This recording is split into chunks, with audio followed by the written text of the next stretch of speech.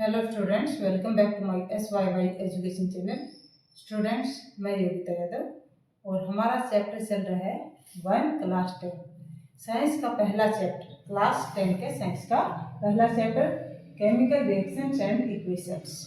और इस चैप्टर के कंसेप्ट को हम क्लियर कर चुके हैं कि केमिकल रिएक्शन क्या होती है, इक्वेशन क्या होती है, how to balance the chemical equations and how to write chemical equations from word chemical reactions. और आज हम स्टडी करेंगे एक्सरसाइज के क्वेश्चंस, एनसीईआरटी की बुक में दी गई एक्सरसाइज के क्वेश्चंस, क्योंकि आपके पेपर में एनसीईआरटी की बुक में से ही क्वेश्चंस आएंगे। तो क्वेश्चन नंबर 5 तक हम कर चुके हैं, इससे पहले वाले वीडियोज में क्वेश्चन नंबर 5 तक हम कर चुके हैं सॉल्व। आज सॉल्व करेंगे हम क्वेश्चन नंबर 6। स्टूडेंट्स, आपको प्रॉब्लम आती है कि जो केमिकल इक्वेशंस हैं उनको बैलेंस कैसे करें, इस पर ही हमारे वीडियोज चल रहे हैं और इसी में आज हम ले रहे हैं क्वेश्चन नंबर 6। क्वेश्चन नंबर 6 में दी गई केमिकल इक्वेशंस को किस प्रकार से आप बैलेंस करेंगे ये मैं आपको समझाऊं। उससे पहले आप सभी मेरे चैनल को सब्सक्राइब कर लीजिए, बेल आइकन को ऑन कर लीजिए ताकि नेक्स्ट वीडियो का नोटिफिकेशन आपको तुरंत मिले और आपकी स्टडी में किसी प्रकार की कोई बाधा न आए। तो चलो स्टार्ट करते हैं हम आज का हमारा question number 6। Balance the following chemical equations. हमारे पास केमिकल इक्वेशंस दी गई। इससे पहले वाले वीडियो में हमारे पास दी गई थी क्वेश्चन नंबर 5 में वर्ड स्टेटमेंट्स, जो रिएक्शन है उसकी स्टेटमेंट दी गई थी, उसे ही हमें केमिकल रिएक्शन लिखनी थी, उसकी इक्वेशन लिखनी थी, फिर उसे बैलेंस करना था। लेकिन आज हमारे सामने केमिकल इक्वेशन पहले से ही लिखी हुई है। क्वेश्चन नंबर 6 में केमिकल इक्वेशन लिखी हुई है। मैं आपको बार बार कहती हूँ कि आप कंपाउंड्स के नाम याद कर लीजिए, उनके फार्मूलाज याद कर लीजिए, क्योंकि जब तक ये याद नहीं करेंगे आपको केमिकल इक्वेशन को कैसे बैलेंस करना, कैसे कंपाउंड का फार्मूला लिखना है ये नहीं आएगा। तो ये आप जरूर करिए, जरूरी है। अब एक कमेंट आया था कि कंपाउंड का फार्मूला कैसे लिखिए। इससे पहले वाले वीडियो में भी मैंने बताया था कि उसके लिए आपको एलिमेंट्स की बैलेंसिंग का पता होना चाहिए और क्लास 9 में ये आप पढ़ चुके हो और इस पर हम वीडियो भी बना चुके हैं कि how to find the balancing of an given element, कि एलिमेंट की बैलेंसिंग को आप कैसे फाइंड आउट करेंगे। तो उस वीडियो को आप जरूर देखें। जब आपको बैलेंसिंग का पता होगा तो आप आसानी से उस गिवन कंपाउंड का जो फार्मूला है वो लिख पाएंगे। यहाँ पर हमारे पास फार्मूलाज लिखे गए हैं, इसको ध्यान से देखिए। मैं सभी फार्मूलाज कैसे लिखे हैं, इनके क्या नाम है वो बताते जाऊंगी जब रिएक्शन को बैलेंस करूंगी। तो चलो स्टार्ट करते हैं। HNO3 को क्या कहते हैं? Nitric acid. क्या है ये? Nitric acid plus calcium hydroxide. ये हमारा कैल्शियम, CA फॉर कैल्शियम, और ये जो आयन है किसका है? हाइड्रोक्साइड का, कैल्शियम हाइड्रोक्साइड।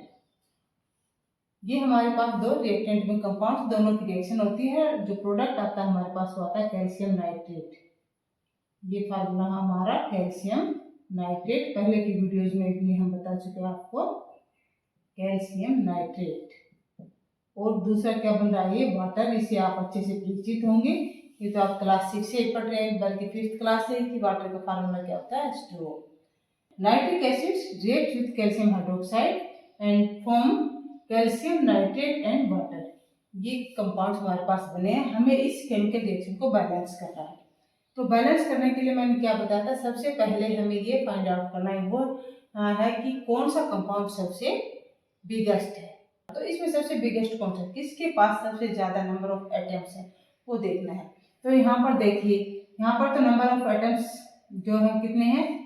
कैल्शियम है और दूसरा क्या है? 2 ऑक्सीजन एंड 2 हाइड्रोजन। कितने हुए? 5 हुए। और इसमें कितने हैं? 3 ऑक्सीजन के, नाइट्रोजन एंड हाइड्रोजन, यहाँ भी 5 हुए। यहाँ पर कितने हैं? ये इसे मल्टीप्लाई होगा तो 3 2 6 ऑक्सीजन है, 2 नाइट्रोजन है और एक कैल्शियम है, 7 एटम्स है। तो अब सबसे बिगेस्ट कौन सा होगा? ये सबसे बिगेस्ट होगा कैल्शियम नाइट्रेट, जिसके पास सबसे ज्यादा एटम्स है। तो हम इस कंपाउंड से बैलेंस करना स्टार्ट करेंगे। तो इसके लिए क्या करेंगे, आप एक बार रीराइट कर लेते हैं ताकि आपको अच्छे से समझ में आ जाए। ये रिएक्शन हमने रीराइट कर दी यहाँ पर। अब इसको हम बैलेंस करेंगे।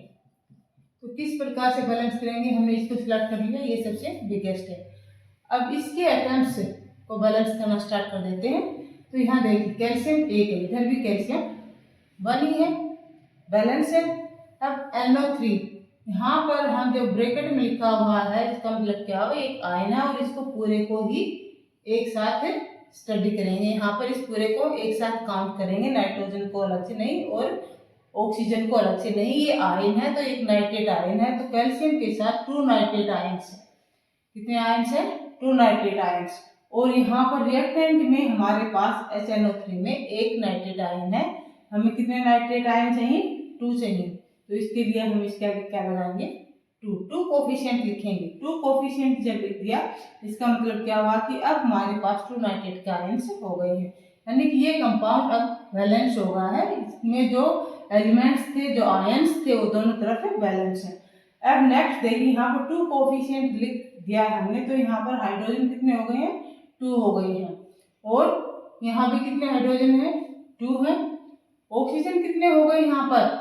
कैल्शियम हाइड्रोक्साइड में 2 हाइड्रोजन है, 2 ऑक्सीजन है, जबकि प्रोडक्ट में हमारे पास वाटर में एक ही ऑक्सीजन है और हाइड्रोजन 2 है। तो रिएक्टेंट में टोटल हाइड्रोजन कितने हो गए? 2 एंड 2 यहाँ पर 4 हो गए हैं। तो हमें 4 हाइड्रोजन प्रोडक्ट में भी करने हैं, इसके लिए यहाँ पर हम क्या लिखेंगे? 2 कोफिशिएंट लगाएंगे। तो यहाँ अब हमारे पास 4 हाइड्रोजन हो गए, रिएक्टेंट में भी 2 एंड 2 4 हाइड्रोजन हो गए हैं। 2 ऑक्सीजन है, तो रिएक्टेंट में भी हमारे पास से 2 से मल्टीप्लाई होगा ये, तो 2 ऑक्सीजन हो गए हैं। अब ये रिएक्शन पूरी तरह से बैलेंस है। अब now next reaction number B, NaOH sodium hydroxide. NaOH का केमिकल नेम क्या है? Sodium hydroxide. तो आप नाम जरूर याद रखें, sodium hydroxide plus sulphuric acid, H2SO4 sulphuric acid, sulphuric acid. Next है जो प्रोडक्ट हमारे पास से क्या बना है? Sodium sulphate. ये क्या है हमारे पास से? प्रोडक्ट में हमारे पास है सोडियम सल्फेट प्लस वाटर। अब रिएक्शन में आप देखिए कि आपके सामने बिगेस्ट कंपाउंड कौन सा है। तो बिगेस्ट कंपाउंड आप देखेंगे सोडियम हाइड्रोक्साइड, एक एटम सोडियम का है और एक आयन यहाँ पर हाइड्रोक्साइड का है। दूसरा आपके पास H2SO4, एक आयन यहाँ पर सल्फेट का है और हाइड्रोजन के 2 एटम्स हैं। नेक्स्ट हमारे पास प्रोडक्ट में बनता है Na2SO4 प्लस में H2O। तो Na2SO4 में सल्फेट का 1 आयन है, इधर भी 1 है, यानी कि सल्फेट आयन बैलेंस है यहाँ पर। और Na2 2 सोडियम के आयन है, जबकि इधर रिएक्टेंट में हमारे पास सोडियम का 1 आयन है। तो इसका मतलब क्या हुआ? Na2SO4 है, उसी से हम स्टार्ट करेंगे रिएक्शन को बैलेंस करना। तो यहाँ पर 2 आयन्स करने के लिए हम सोडियम हाइड्रोक्साइड के सामने 2 कोफिशिएंट लिखेंगे। तो अब हमारे पास हो गए हैं यहाँ पर 2 आयन्स ऑफ सोडियम, इधर भी 2 आयन्स ऑफ सोडियम, सल्फेट का 1 आयन, यहाँ भी 1 आयन है। अब हम इधर बैलेंस करेंगे हाइड्रोजन को। तो हाइड्रोजन हमारे पास कितने हैं? यहाँ हमने 2 कोफिशिएंट लिख दिया है, तो 2 हाइड्रोजन हो गए हैं यहाँ पर, और 2 यहाँ पर है, तो कितने हो गए? 4। तो इसको 4 करने के लिए हम यहाँ क्या लिखेंगे? 2 2 जब 4। अब हाइड्रोजन एटम बैलेंस हो गए। अब हमारे पास यहाँ ऑक्सीजन। अब ऑक्सीजन यहाँ पर 2 कोफिशिएंट लिख दिया, तो यहाँ पर कितने हो गए? 2, और यहाँ 2 कोफिशिएंट है, तो यहाँ पे कितने हो गए? 2। अब ये केमिकल इक्वेशन पूरी तरह से बैलेंस है। Now next equation C, NaCl sodium chloride plus में silver nitrate AgNO3। Ag silver का सिंबल है, NO3 नाइट्रेट का, सिल्वर नाइट्रेट। प्रोडक्ट में हमारे पास है AgCl silver chloride and NaNO3 sodium nitrate. अब इसको देखिए आप बैलेंस, ये इक्वेशन बैलेंस है या नहीं।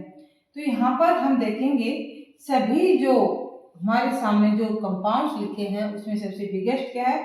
जिसके साथ NO3 लिखा हुआ है उसमें ज़्यादा नंबर ऑफ एटम्स है। तो यहाँ पर देखिए सिल्वर नाइट्रेट में भी NO3 है, यहाँ भी NO3 है, एक बार ये दोनों तरफ, तो इट मीन्स ये बैलेंस है NO3। अब सिल्वर को देखिए, सिल्वर यहाँ पर 1 एटम है, प्रोडक्ट में भी 1 एटम है।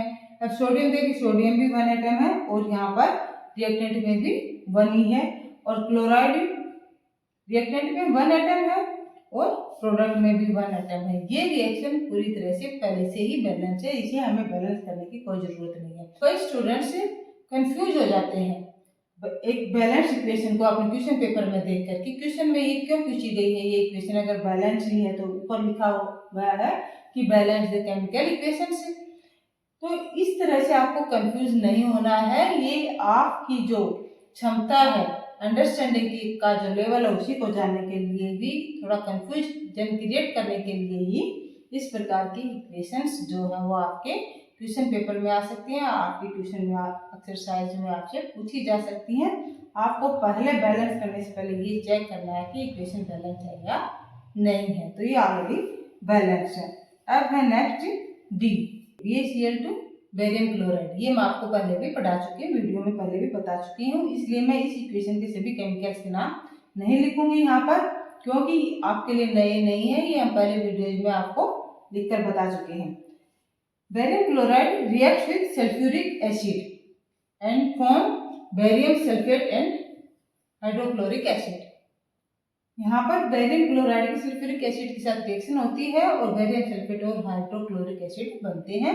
अब इस इक्वेशन को हमें बैलेंस करना है, तो वही सबसे पहले बिगेस्ट कंपाउंड है जिसके पास जो बड़ा आयन है वो लेंगे, तो हमारे पास है यहाँ पर सल्फेट SO4 और इधर भी SO4 है। और लेकिन यहाँ पर ये देखना है कि दूसरा जो एटम है SO4 के साथ वो क्या है, हाइड्रोजन। हाइड्रोजन के 2 एटम्स यहाँ पर।